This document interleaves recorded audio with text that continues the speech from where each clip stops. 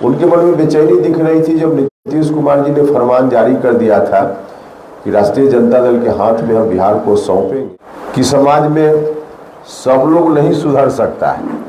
कुछ लोग तो गड़बड़ करने वाले हैं और रहेंगे। जेडीयू का सिर्फ साइन बोर्ड बच गया है, अब वहाँ कुछ बचा नहीं है, बिल्कुल खाली डब्बा की तरह है। और ऐसा हुआ है सिर्फ और सिर्फ नीतीश कुमार जी के डिसीजन के चलते। बता दें कि उपेंद्र कुशवाहा लगातार अपने बयानों को लेकर सुर्खियों में रहते हैं। इस बार फिर उन्होंने बिहार बचाओ नमन यात्रा के समाप्ति के बाद पटना पहुंचे हैं और पटना पहुंचने के बाद उपेंद्र कुशवाहा ने फिर एक नया सियासी बम फोड़ा है। अब सियासी बम का क्या है मायने हम आपको बता रहे हैं। आपको बता दें कि उपेंद्र कुशवाहा बिहार बचाओ नमन यात्रा पर निकले थे और बिहार बचाओ नमन यात्रा का दूसरे चरण का शुरुआत करने के बाद उपेंद्र कुशवाहा अपने दूसरे चरण की यात्रा को समाप्त करने के बाद पटना पहुंचे। पटना पहुंचने के बाद उन्होंने नीतीश कुमार पर जमकर हमला बोला है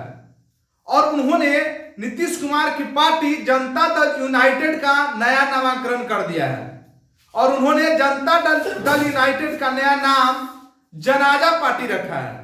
उन्होंने कहा है कि मुख्यमंत्री नीतीश कुमार ने बिहार को पीछे धकेल दिया। बिहार की जनता तेजस्वी प्रसाद यादव के नेतृत्व में कार्य करना नहीं चाहती है। उन्होंने कहा कि मुख्यमंत्री नीतीश कुमार लगातार कहते रहे हैं कि कुछ लोग गड़बड़ हैं और वो गड़बड़ करते रहे हैं और आगे उन्होंने कहा कि अब जेडीयू में वही लोग बचे हैं जो लोग गड़बड़ हैं। उपेंद्र कुशवाहा ने कहा कि मैं बिहार के हर जिले में गया हूं और वहां पर जिस तरीके से जनता दल यूनाइटेड के कार्यकर्ताओं ने हमारी पार्टी राष्ट्रीय लोक जनता दल में शामिल हुआ है, मेरा उत्साह दुगुना हो गया है। मैं पहले समझता था कि मैं जनता दल यूनाइटेड को छोड़ करके कहीं गलत कदम तो नहीं उठा लिया, लेकिन जिस तरीके से लोगों ने हमें समर्थन दिया है अब मुझे लगने लगा है कि बिहार की जनता पुनः बिहार में जंगल राज को कायम नहीं होने देने वाली है। क्योंकि आगे उन्होंने कहा कि मुख्यमंत्री नीतीश कुमार जीरो टॉलरेंस की नीति पर कार्य करते थे, लेकिन आज जिस तरीके से उनके सरकार में जिस तरीके से घटना हो रही है, जिस तरीके से भ्रष्टाचार बढ़ा हुआ है, कहीं ना कहीं यह बहुत बड़ा सवाल है। जब उनसे नरेंद्र मोदी को लेकर सवाल पूछा गया तो उन्होंने कहा कि 2024 में नरेंद्र मोदी के सामने कोई चुनौती नहीं है, क्योंकि विपक्ष के जो नेता हैं या तो वो भ्रष्ट हैं, जो भ्रष्ट है वो जेल में है और कुछ जेल में आ रहे हैं और जा रहे हैं। इसलिए नरेंद्र मोदी की 2024 में जो लोकप्रियता है उस कहीं ज्यादा बढ़ गई है और नरेंद्र मोदी का जो विश्व स्तर का जो राजनीतिक सूझबूझ है, जो उनका कद है वैश्विक पटल का हो गया है और उनका जो कार्य जो किए हैं वो काफी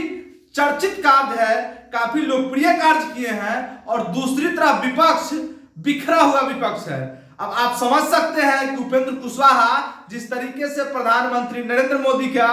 बड़ाई कर रहे हैं, कहीं ना कहीं वो 2024 में एनडीए की तरफ अपना रुझान दिखा रहे हैं। हालांकि वो कह चुके हैं पहले भी कि जिस तरीके से उनको भारतीय जनता पार्टी की केंद्र की सरकार ने और गृह मंत्री अमित शाह जी ने जिस तरीके से Y+ सिक्योरिटी प्रदान किया, उसी समय यह बात क्लियर हो गया था कि 2024 के चुनाव में उपेंद्र कुशवाहा एनडीए की तरफ ही जाएंगे। अब इस बात को और पुख्ता करने के लिए उपेंद्र कुशवाहा ने जो बयान दिया है कि 2024 में नरेंद्र मोदी के सामने कोई चेहरा ही नहीं है, क्योंकि विपक्ष बिखरा हुआ है। और जब उनसे पूछा गया कि जब आप जेडीयू में थे तो आप नीतीश कुमार को तो पीएम मटेरियल बताते थे, तो उन्होंने कहा कि जब मैं जेडीयू में था उस समय हमने जेडीयू को बिहार का नंबर 1 पार्टी बनाने के लिए कार्य कर रहे थे, लेकिन उस तरीके का हुआ नहीं, क्योंकि जिस तरीके से नीतीश कुमार ने जंगल राज की युवराज, उनका सीधा वार था तेजस्वी प्रसाद की तरफ। उन्होंने कहा कि जिस तरीके से नीतीश कुमार ने